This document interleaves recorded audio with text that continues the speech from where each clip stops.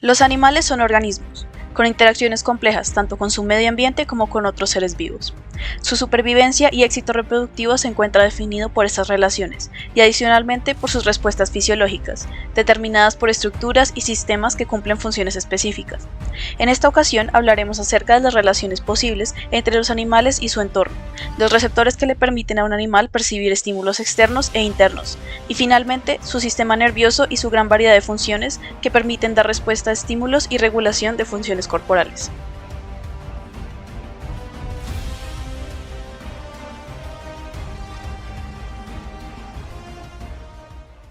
La selección natural es uno de los principales mecanismos que impulsa la evolución de las especies a lo largo del tiempo. Esta refina las adaptaciones por genes. La selección natural opera sobre las variaciones genéticas existentes en una población, lo que significa que aquellos individuos que poseen características ventajosas para su entorno tienen una mayor probabilidad de supervivencia y éxito reproductivo. Como resultado, los genes que determinan esas características se transmiten a las siguientes generaciones con una frecuencia mayor, aumentando su presencia en la población. Existen dos tipos de interacciones biológicas, las intraespecíficas, que se dan entre individuos de una misma especie, y las interespecíficas, entre especies diferentes. Estas son importantes para entender cómo las poblaciones interactúan con su entorno y se relacionan con la selección natural. Estas interacciones entre individuos y especies pueden influir en la capacidad de un animal de sobrevivir y reproducirse en su entorno. Esto puede dar lugar a cambios en el tamaño de la población, distribución geográfica y el comportamiento de los individuos. La selección natural favorecerá a aquellos individuos y especies cuyas interacciones favorezcan su eficiencia al obtener recursos y por lo tanto lograr éxito reproductivo. Las relaciones intraespecíficas, en combinación con la selección natural, pueden favorecer procesos de especiación o extinción. Estas no siempre son positivas, como veremos más adelante. ¿Cuáles son estas relaciones? Interacciones intraespecíficas. Efecto de masa. Esto sucede cuando hay mayor tasa de natalidad y por lo tanto hay menos recursos. Para el individuo A, la relación es negativa. Para el B también es negativa, por lo tanto el resultado será negativo. Competencia. Este puede ser por reproducción, un recurso compartido, territorio, etc. Será tanto negativa para el individuo A como para el B. Por lo tanto, su resultado será negativo. A pesar de que un organismo se vea beneficiado por sobre el otro, se considera una relación negativa ya que para ambos implica un gasto energético. Sinergismo. En esta relación, la suma de los individuos cumple una función. La unión de estos tiene un componente intencional y uno no intencional.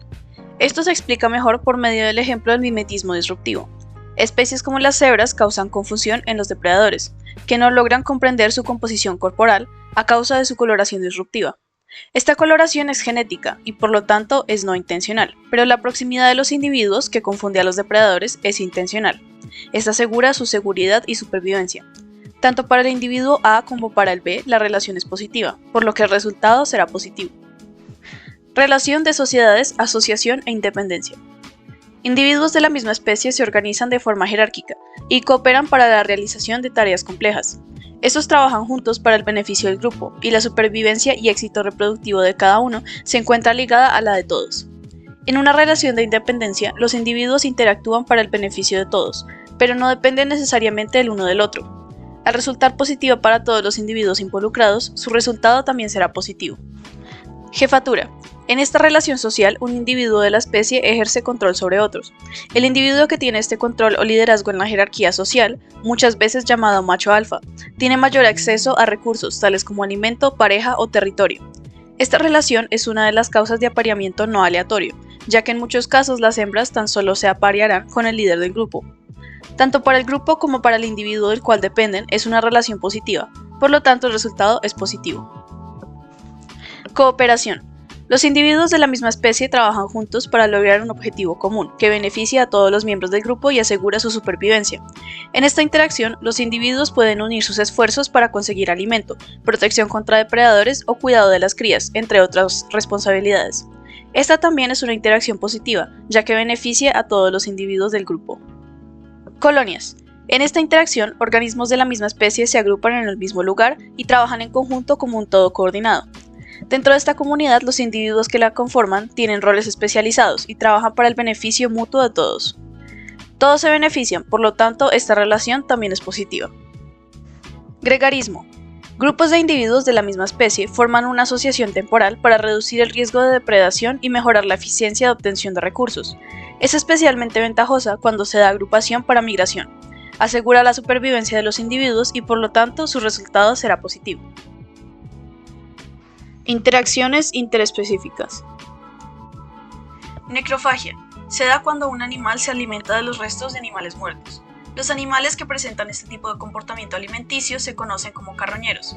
Esta interacción es importante en los ecosistemas, ya que los animales muertos representan una fuente importante de nutrientes que pueden ser reciclados y reutilizados por otros organismos. Para el organismo carroñero es una interacción positiva y para el organismo consumido es neutra, por lo tanto el resultado es positivo. Protocooperación. Relación entre especies en la que ambos obtienen algún beneficio sin que exista una dependencia obligada entre ellos.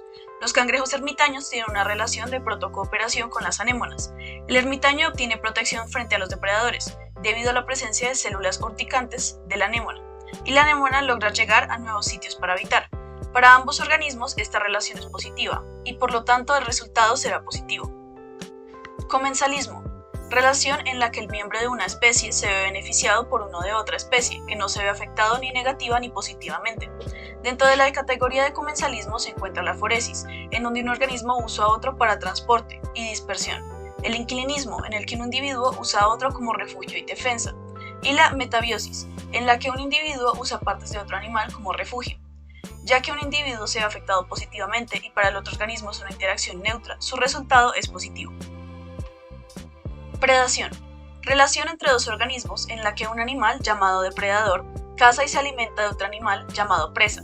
Los depredadores tienen diversas adaptaciones para facilitar la caza de su presa, y las presas también tienen adaptaciones para evitar la depredación. En esta relación, el depredador se beneficia y la presa se ve afectada negativamente, por lo tanto el resultado es negativo. Competencia. Individuos de especies diferentes compiten por un recurso compartido. Esta puede ser por luz, alimento, territorio, etc. Es negativo para los individuos, ya que ambos gastan energía al competir por recursos. Por lo tanto, el resultado de esta interacción es negativo. Parasitismo. En esta relación, un organismo llamado parásito obtiene beneficios a expensas de otro llamado huésped. El parásito vive dentro o sobre el huésped y se beneficia de él, lo que puede debilitarlo o causarle enfermedades, pero no deriva necesariamente en la muerte del huésped. El resultado de esta interacción es negativo, ya que el huésped se ve afectado negativamente y el parásito se ve beneficiado. Parasitoidismo. Interacción en la que un organismo llamado parasitoide utiliza a otro organismo como huésped para completar su ciclo de vida. A diferencia del parasitismo, el parasitoidismo generalmente mata al huésped una vez haya completado su desarrollo. Ya que un organismo se ve beneficiado mientras que el otro muere, esta interacción es negativa. Amensalismo o neutralidad. En esta un organismo produce una sustancia que impide el desarrollo de otro organismo sin obtener ningún beneficio a cambio. Se considera que es una relación neutra. Estas son las interacciones de animales con otros animales. Pero ¿cómo interactúan los animales con su entorno? Estos se relacionan con su ambiente por medio de receptores. Estas son estructuras especializadas que perciben estímulos físicos y químicos por medio de terminaciones nerviosas específicas y células especializadas. Luego, estos estímulos son transmitidos en forma de señales eléctricas al sistema nervioso y otros sensores, que generan una respuesta o cascada de respuestas dependiendo del estímulo. Existen varios tipos de receptores que permiten a los animales percibir su entorno y generar una respuesta. Los receptores sensoriales detectan estímulos físicos o químicos y los transmiten al sistema nervioso. Estos pueden ser exterorreceptores, propios receptores e interorreceptores. Los exterorreceptores se componen de estructuras que permiten percibir el entorno externo. Órganos auditivos, olfativos, visuales, gustativos y sensoriales tienen receptores en su interior que permiten recibir estímulos exteriores. Los interorreceptores perciben estímulos tanto externos como internos. Estos están especializados en detectar señales del cuerpo, como presión arterial, temperatura interna, pH, presión, entre otros. Estos receptores son esenciales para mantener la homeostasis, es decir, el equilibrio interno del individuo, y de la misma forma permiten la coordinación de funciones vitales. Los propios receptores informan acerca de la posición muscular y corporal del organismo. Por ejemplo, estos le permiten al animal evitar caídas y mantener su equilibrio. En el caso de los peces, estos utilizan sus propios receptores para sentir la posición de su cuerpo en relación al sustrato, lo que les permite mantener en equilibrio en el agua. Los propios receptores envían información al sistema nervioso periférico, que genera una respuesta para mantener su posición corporal correcta con respecto al sustrato. Adicionalmente, existen otros receptores que forman parte de los tres antes mencionados. Los mecanorreceptores le permiten al organismo percibir movimiento. Se activan por estímulos mecánicos como presión, vibración, tensión, etc. En los peces, la línea lateral les permite detectar movimiento en el agua y por lo tanto poder percibir la presencia de presas, depredadores y otros objetos en su entorno. Dentro de la piel humana existen receptores táctiles distribuidos por toda la dermis, que permiten la detección de estímulos mecánicos específicos. Las terminaciones nerviosas de Merkel perciben el dolor, la temperatura y la textura. El corpúsculo de Krauss detecta la presión del tacto y el frío cuando se encuentra por debajo de la temperatura corporal. El corpúsculo de Ruffini percibe el estiramiento de la piel, el tacto y el frío. El corpúsculo de Bader-Pasine percibe la presión mecánica y las vibraciones. Y el corpúsculo de Meissner permite detectar el tacto. Cuando un mecanorreceptor se activa, genera un impulso eléctrico que se transmite a través de las fibras nerviosas periféricas hasta la médula espinal y luego al cerebro. En el cerebro, la información sensorial se procesa y se interpreta para producir una sensación. Los electrorreceptores se componen de receptores eléctricos que perciben campos electromagnéticos, producidos por el movimiento de los electrones en los átomos. Por ejemplo, en los tiburones, las ampollas de Lorenzini les ayudan a detectar los campos electromagnéticos y por lo tanto poder percibir a su presa. Además, por medio de estas estructuras pueden ubicar sus áreas esenciales al poder percibir el norte magnético. A través de células sensoriales especializadas se generan señales eléctricas que se transmiten a través de nervios al cerebro del organismo. Allí la información es interpretada. Los telereceptores se componen de todos los sistemas de recepción a distancia. Por ejemplo, por medio de la audición logramos determinar la distancia de un sonido, qué tan lejano o cercano se encuentra la fuente de este ruido. Animales como los tiburones pueden percibir distancias por medio del olor y del sabor. En el caso del oído, los receptores auditivos en el oído interno detectan las ondas sonoras y las transforman en señales eléctricas, que son enviadas a través del nervio auditivo al cerebro para su procesamiento. Por lo tanto, se relacionan con el sistema nervioso periférico. Los fotorreceptores se componen de células especializadas en la detección de la luz. Estos se encuentran en los ojos de los animales y les permiten ver su entorno. Existen dos tipos principales de fotorreceptores, los conos y los bastones. Los conos son responsables de la visión de los colores y funcionan mejor en condiciones de luz brillante, mientras que los bastones son más sensibles a la luz tenue y son responsables de la visión a blanco y negro. La información visual que se recopila a través de estos fotorreceptores se transmite al sistema nervioso central a través de los nervios ópticos. En el cerebro, esta información se procesa y se utiliza para crear una imagen coherente y comprensible del mundo real. En la visión, los fotorreceptores en la retina del ojo detectan la luz y envían señales eléctricas al nervio óptico, que a su vez transmite estas señales al cerebro para su interpretación. Estos receptores se encuentran relacionados con el sistema nervioso periférico. Los termorreceptores son células especializadas de la piel y ciertos órganos internos, que detectan cambios de temperatura en el medio ambiente y dentro del cuerpo de los animales. Existen animales, tales como las serpientes, que cuentan con estructuras que les permiten detectar la radiación infrarroja, es decir, percibir el calor corporal de sus presas. Las serpientes cuentan con una estructura llamada foseta loreal. Esta les permite detectar la radiación infrarroja emitida por los cuerpos calientes, como los de los mamíferos, lo que les permite localizar a sus presas, inclusive en condiciones de oscuridad o de poca luz. Cuando estos receptores son estimulados, envían señales eléctricas a través de nervios sensoriales, que llevan la información al sistema nervioso central. Esta llega al cerebro a través de fibras nerviosas que componen los nervios periféricos. Los quimiorreceptores se componen de células sensoriales especializadas que tienen la capacidad de detectar sustancias químicas en su entorno. Estos le permiten a un organismo detectar o reconocer ciertas moléculas de su medio, presentes en alimentos, feromonas, etc. Es por medio de los quimiorreceptores que podemos detectar los sabores en nuestra comida. La información química captada por los quimiorreceptores es traducida en señales eléctricas que son transmitidas a través de los nervios periféricos hasta el cerebro, donde se integran con otras señales para generar una respuesta. Por último, los nociceptores son los receptores del dolor. Estos permiten generar una respuesta a estímulos nocivos. Estos receptores están presentes en diferentes partes del cuerpo, incluyendo la piel, los músculos, los huesos y los órganos internos. Permiten reconocer estímulos nocivos a nivel externo, como cuando se nos duerme una parte del cuerpo por mala postura, y a nivel interno, como cuando se tiene por ejemplo una fractura. Están conectados al sistema nervioso central a través de fibras nerviosas específicas. Las terminaciones nerviosas libres se encuentran en diferentes partes del cuerpo, como la piel, músculos y órganos internos. Estas son responsables de la detección de estímulos dolorosos, térmicos y táctiles.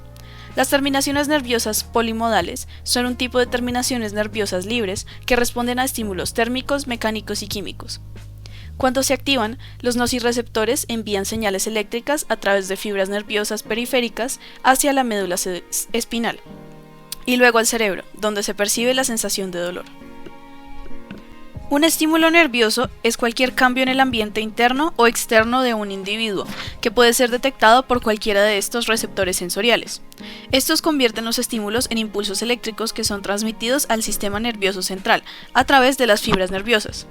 Estos estímulos nerviosos entran por la vía aferente y la dorsal, para posteriormente transmitirse a diferentes regiones del cerebro. La protuberancia actúa en modulación descendente del dolor y en el comportamiento defensivo. La corteza cerebral es el receptor del dolor. El tálamo distribuye las señales a sitios asociados. Por aquí pasan todos los estímulos. El sistema límbico es el regulador del dolor. Ya se ha mencionado bastante el sistema nervioso. ¿Pero qué es? El sistema nervioso es el conjunto de órganos y tejidos que se encargan de recibir toda la información del medio interno y externo por medio de estímulos. Esta se procesa en áreas de interpretación y se generan respuestas específicas. Cumple 3 funciones principales: integradora, sensitiva y motora. Diferentes animales tienen distintos tipos de sistemas nerviosos. El sistema nervioso reticular se conforma de una red de neuronas. Los animales con este tipo de sistema carecen de ganglios y de una red de comando y control. Se encuentran animales como anémonas e hidras. El sistema nervioso caudal se compone de 1 o 2 nervios dorsales que captan los estímulos y los transportan hacia un ganglio, que es un conjunto denso de neuronas interconectadas. Posteriormente, estos procesan y transmiten la información hacia las neuronas motoras. Los animales con este tipo de sistema nervioso se dividen en secciones, con un ganglio en cada una, por lo que en caso de ser separadas, cada sección puede responder de forma independiente, al no contar con un ganglio central. Se suele encontrar en animales invertebrados, tales como anélidos y artrópodos. Finalmente, el sistema nervioso cefálico cuenta con un ganglio central o cerebro que se encarga de generar órdenes en respuesta a estímulos. Se dice que un animal tiene un ganglio o cerebro dependiendo del nivel de complejidad de esta acumulación de neuronas. Además del cerebro, los animales con este tipo de sistema tienen médula espinal, la cual actúa como vía de comunicación entre el cerebro y el resto del cuerpo. Las neuronas son las células principales del sistema nervioso y tienen un papel fundamental en la transmisión y procesamiento de la información. Todos nacemos con cierto número de neuronas y son las mismas que mantenemos por el resto de nuestras vidas. Los seres humanos nacemos con 1000 millones de neuronas, que pueden generar 1000 millones de sinapsis. Existe un proceso llamado poda o apoptosis neuronal, en el que se cortan las sinapsis consideradas innecesarias. En humanos, este proceso termina entre los 20 y los 21 años. Las neuronas tienen formas distintas que dependen de su función y dónde se ubican en el cuerpo. La información llega a las dendritas y su salida se da por el axón. Entre las neuronas se ubican unas células llamadas células de neuroglia, que le sirven de soporte físico o fisiológico a las neuronas. Dentro de estas se encuentran los astrocitos, que además de darle soporte permiten la capacidad de mover sustancias a través del cerebro y la médula espinal. La mielina es una proteína que envuelve, empaqueta y protege el axón. Esta es discontinua, lo que crea nódulos de Rambier, que son los espacios entre mielina. Estos espacios permiten que el impulso salte entre un nódulo y otro, acelerándolo por procesos de despolarización. Los oligodendrocitos son las células que se encargan de construir mielina en las neuronas del encéfalo, mientras que en la médula espinal son las células de Schwann las que la producen. Adicionalmente, existen otras células relacionadas con las neuronas. Los astrocitos son los encargados de transportar los desechos metabólicos de las neuronas, y los microgliocitos, que son parte del sistema inmune y el nervioso en el encéfalo, se ocupan de la defensa de las neuronas contra virus y bacterias. La sinapsis se refiere a la transmisión de una señal eléctrica por medio del paso de iones entre dos neuronas. En términos generales se compone de una célula presináptica y una postsináptica. vesículas, botón simpático, dendritas y receptores del neurotransmisor. Existen dos tipos de unión sináptica, la química y la física. En la química, las vesículas de los botones sinápticos se desplazan y entran en contacto con la membrana neuronal mediante un proceso de despolarización. Al unirse a esta se abren, liberando su neurotransmisor, uno en cada vesícula, al espacio sináptico. Este se mueve para buscar su receptor específico. Este tipo de unión se relaciona con las respuestas a la emocionalidad.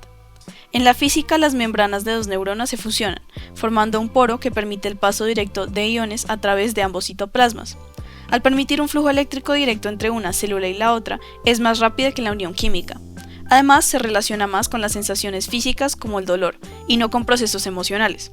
Por lo tanto, también se relacionará de forma cercana con los interoreceptores, tales como los nociceptores. El sistema nervioso central se encarga de coordinar y controlar todas las funciones corporales y mentales del organismo. Ahora veremos sus partes y sus funciones.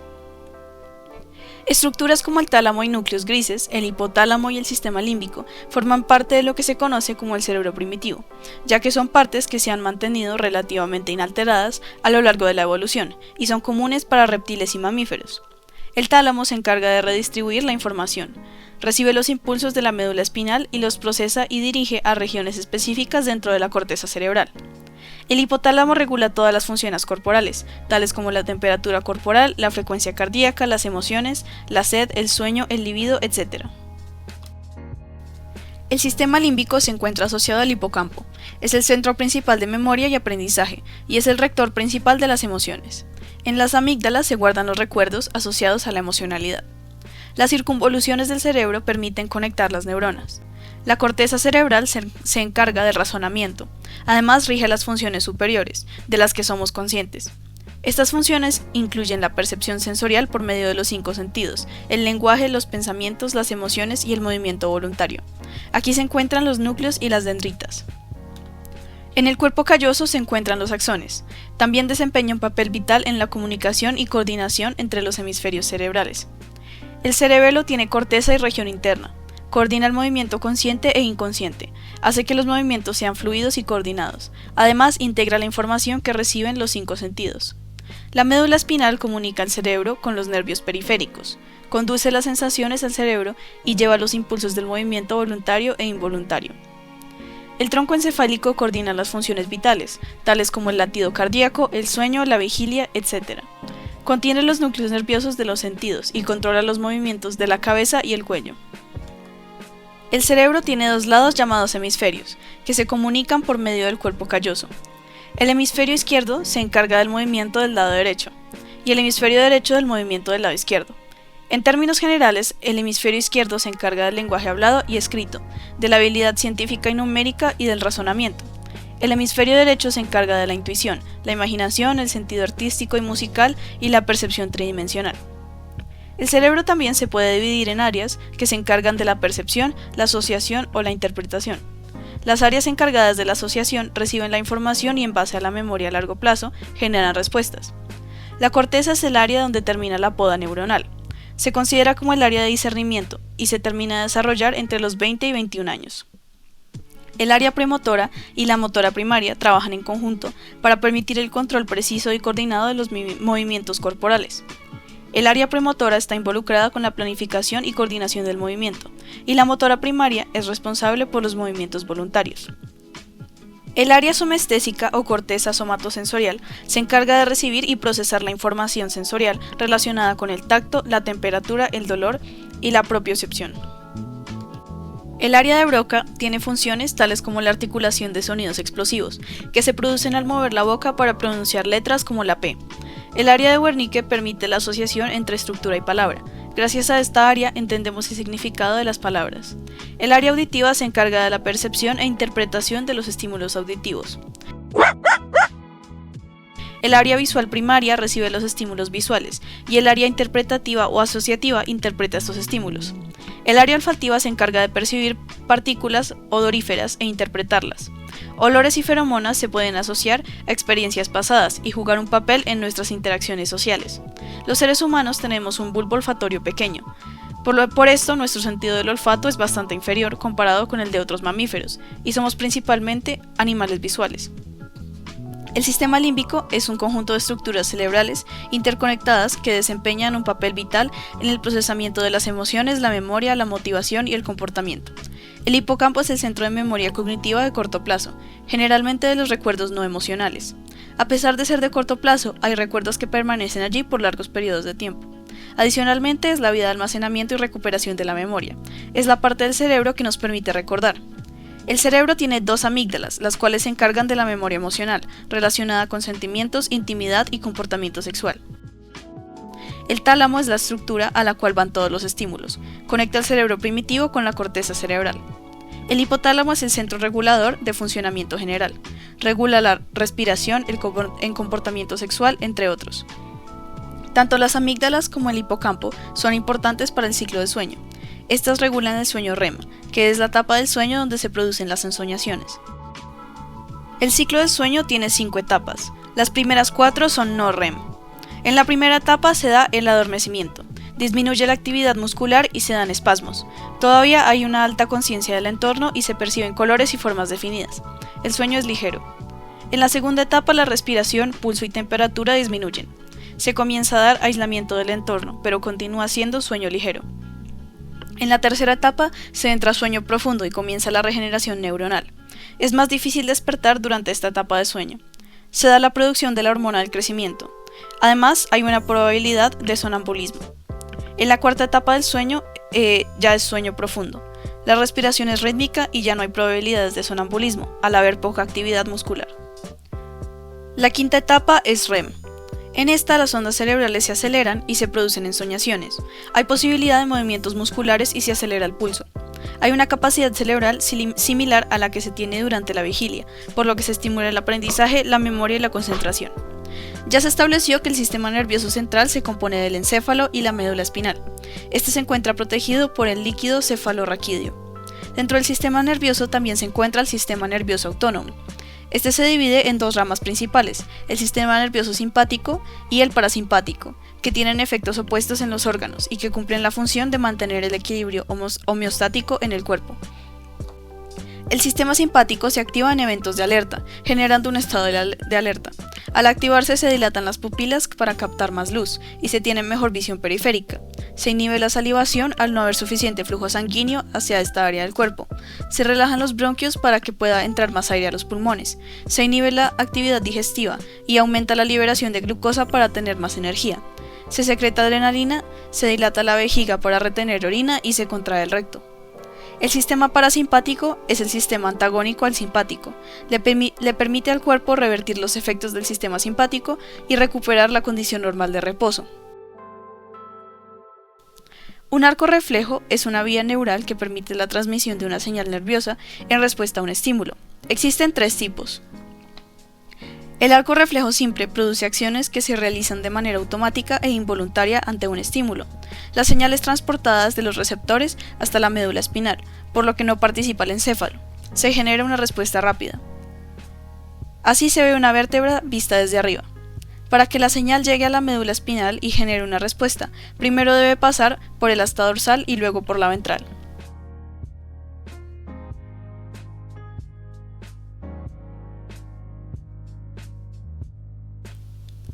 El arco reflejo compuesto se activa a través de estímulos que estimulan el sistema simpático. Los receptores sensitivos llevan la señal hasta el encéfalo y este genera una respuesta en los tejidos motores.